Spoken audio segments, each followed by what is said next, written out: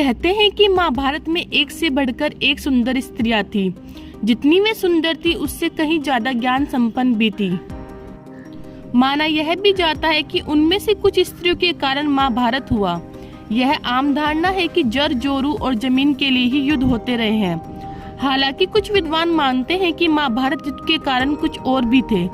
महाभारत में भूमि बंटवारा युद्ध का सबसे बड़ा कारण था, लेकिन दूसरे लोग मानते हैं कि बंटवारा शांतिपूर्वक हो सकता था। लेकिन कुछ महिलाओं की जिद के कारण कौरवों और पांडवों के बीच कूटता बढ़ गई, जिसके परिणाम स्वरूप युद्ध हुआ। हेलो गाइस, मैं आप सभी का अपने यूट्यूब चैनल पर स्वागत करती हूँ। चलिए जानते हैं पहली महिला के बारे में, सत्यवती। महाभारत की शुरुआत राजा शांतनु की दूसरी पत्नी सत्यवती से होती है। पहली पत्नी गंगा के पुत्र भीष्म ने तो सत्यवती के कारण ही ब्रह्मचार्य की प्रतिज्ञा ले ली थी, क्योंकि सत्यवती चाहती थी कि भीष्म या उसका कोई पुत्र हस्तिनापुर गद्दी पर न बैठे, बल्कि मेरा ही पुत्र गद्दी का अधिकारी बने। यदि शांतनु सत्यवती को न चाहते तो कुरुवंश का भाग्य कुछ और ही होता। इस राजा ने एक स्त्री के लिए अपने पुत्र भीष्म के जीवन को नष्ट कर दिया। इससे पता चलता है कि शांतनु एक सामान्य राजा था। उसने अपने राज्य तथा पुत्र को प्राथमिकता न देकर अपनी भोगवृत्ति को प्राथमिकता दी।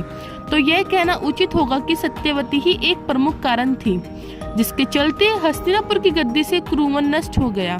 यदि भीष्म सौगंध नहीं खाते तो वेदव्यास के 3 पुत्र पांडु, धृतराष्ट्र और विदुर हस्तिनापुर के शासक नहीं होते, या यहाँ कहे कि उनका जन्म ही नहीं होता, तब इतिहास कुछ और ही होता।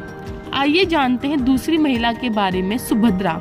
सुभद्रा तो कृष्ण की बहन थी, जिसने कृष्ण के मित्र अर्जुन से विवाह किया था, जबकि बलराम चाहते थे कि सुभद्रा का विवाह कौरव कुल में हो। बलराम के हट के चलते ही तो कृष्ण ने सुभद्रा का अर्जुन के हाथों हरण करवा दिया था। बाद में द्वारका में सुभद्रा के साथ अर्जुन का विवाह विधि पूर्वक संपन्न हुआ। विवाह के बाद वे 1 वर्ष तक द्वारका में रहे और शेष समय पुष्कर क्षेत्र में व्यतीत किया। 12 वर्ष पूरे होने पर वे सुभद्रा के साथ इंद्रप्रस्थ लौट आए। आइए जानते हैं तीसरी महिला के बारे में, लक्ष्मणा। श्री कृष्ण की 8 पत्नियों में एक जामवती थी। जामवती कृष्ण के पुत्र का नाम साम था। साम का दिल दुर्योधन भानुमति की पुत्री लक्ष्मणा पर आ गया और वे दोनों प्रेम करने लगे थे। दुर्योधन के पुत्र का नाम लक्ष्मण था और पुत्री का नाम लक्ष्मणा। दुर्योधन अपनी पुत्री का विवाह श्री कृष्ण के पुत्र से नहीं कराना चाहता था। भानुमति सुदर्शन की बहन और दुर्योधन की पत्नी थी, इसलिए एक दिन साम ने लक्ष्मणा से प्रेम विवाह कर लिया और लक्ष्मणा को अपने रथ में बैठाकर द्वारिका ले जाने लगा।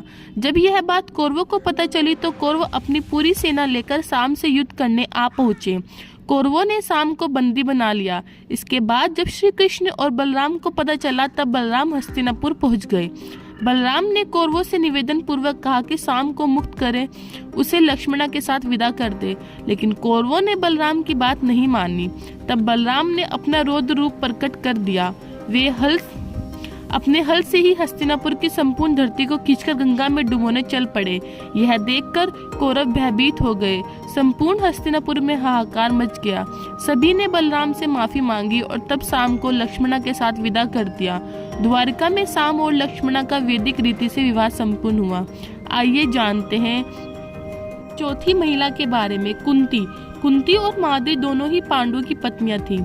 यदि पांडु को शाप नहीं लगता तो उनका कोई पुत्र होता जो गद्दी पर बैठता, लेकिन ऐसा नहीं हुआ। लेकिन पांडु के आग्रह पर कुंती ने एक कर कई देवताओं का आह्वान किया। इस प्रकार माद्री ने भी देवताओं का आह्वान किया। तब कुंती को 3 और माद्री को 2 पुत्र प्राप्त हुए, जिनमें युधिष्ठिर सबसे ज्येष्ठ थे। कुंती के अन्य पुत्र थे भीम और अर्जुन तथा माद्री के पुत्र थे नकुल व सहदेव। कुंती ने धर्मराज वायु एवं इंद्र देवता का आह्वान किया था, तो माद्री ने अश्विनी कुमारों का। एक दिन वर्षा ऋतु का समय था और पांडु और माद्री वन में विहार कर रहे थे। उस समय पांडु अपने काम वेग पर नियंत्रण न रख सके। तब ऋषि का श्राप महाराज पांडु की मृत्यु के रूप में फलित हुआ। माद्री पांडु की मृत्यु बर्दाश्त नहीं कर सकी और उनके साथ सती हो गई। यह देखकर पुत्रों के पालन पोषण का भार अब कुंती पर आ गया था। उसने अपने मायके जाने के बजाय हस्तिनापुर का रुख किया। हस्तिनापुर में रहने वाले ऋषि मुनि सभी पांडवों के राजा पांडु को पुत्र मानते थे, तो वे सभी मिलकर पांडु को राजमहल छोड़कर आ गए। कुंती के कहने पर सभी ने पांडु को पुत्र मान लिया और उनका स्वागत किया। राजमहल में कुंती का सामना गांधारी से भी हुआ। कुंती वासुदेव जी की बहन और भगवान श्री कृष्ण की बुआ थी, तो गांधारी गांधार नरेश की पुत्री और राजा धृतराष्ट्र की पत्नी थी। आइए जानते हैं पांचवी महिला के बारे में, गांधारी। धृतराष्ट्र आंखों से नहीं मन से भी अंधे की भांति व्यवहार करते थे, इसलिए गांधारी और शकुनी को अप्रत्यक्ष रूप से सत्ता संभालनी पड़ी। गांधारी को यह चिंता सताने लगी थी कि कहीं कुंती के पुत्र सिंहासन दूर न हो जाए। ऐसे में शकुनी ने दुर्योधन के भीतर बाल्यकाल से ही पांडवों के प्रति घृणा का भाव भर दिया था। आइए जानते हैं छठी महिला के बारे में, द्रौपदी। पांडवों की पत्नी द्रौपदी को इस युद्ध का सबसे बड़ा कारण माना जाता है। महाभारत के अनुसार जब दुर्योधन इंद्रप्रस्थ को देखने गया तो एक जगह उसने रंगोली देखी और उसने समझा कि यह कितना सुंदर फर्श है, लेकिन असल में वह जल से भरा ताल था। दुर्योधन उसमें गिर पड़ा। भ्रमवश उसके गिरने से द्रौपदी जोर से हंसने लगी और उसके मुख से निकल गया, अंधे का पुत्र भी अंधा। बस यही बात दुर्योधन के दिल में तीर की तरह धस गई। हालांकि बाद में द्रौपदी को अपनी गलती का एहसास भी हुआ था, लेकिन व्यंग में कहे गए शब्द को जो असर होना चाहिए था वह हो चुका था। दुर्योधन ने अपने इस अपमान का बदला लेने की ठान ली थी। शकुनी ने इस अपमान का बदला लेने की एक तरकीब बतलाई। उसने दुर्योधन से कहा कि पांडवों को धूत क्रीड़ा खेलने की आमंत्रित किया जाए। उन्होंने कहा कि राज्य बंटवारे का निर्णय अब इस खेल के माध्यम से ही होगा। धूत क्रीड़ा यानी कि जुआ न खेले गई होती तो शायद युद्ध भी नहीं होता। पांडवों ने दुर्योधन को आमंत्रण को स्वीकार कर लिया।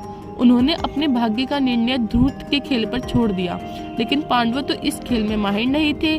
फिर कैसे वह यह खेल खेलने के लिए तैयार हो गए? उनका मानना था कि यह खेल भाग्य पर निर्भर है, न कि चाल, छल या कपट पर। भगवान कृष्ण ने इस खेल का विरोध किया था, लेकिन पांडव नहीं माने। श्री कृष्ण ने फिर इस बुरे खेल में साथ नहीं दूंगा। भगवान कृष्ण ने गीता में कहा है कि सबसे बुरे खेलों में धूत क्रीड़ा है। ना पांडव खेल में एक के बाद एक राज्य हारते गए। फिर उन्होंने उनके पास की वस्तुएं भी दांव पर लगा दी। अंत में उन्होंने द्रौपदी को भी दांव पर लगा दिया। बस यही से युद्ध की नींव रखी दी गई। द्रौपदी का चीरहरण होते हुए सबने देखा, लेकिन भगवान कृष्ण ने अंत में पहुंचकर द्रौपदी की लाज बचाई। यहाँ महाभारत का सबसे टर्निंग पॉइंट था।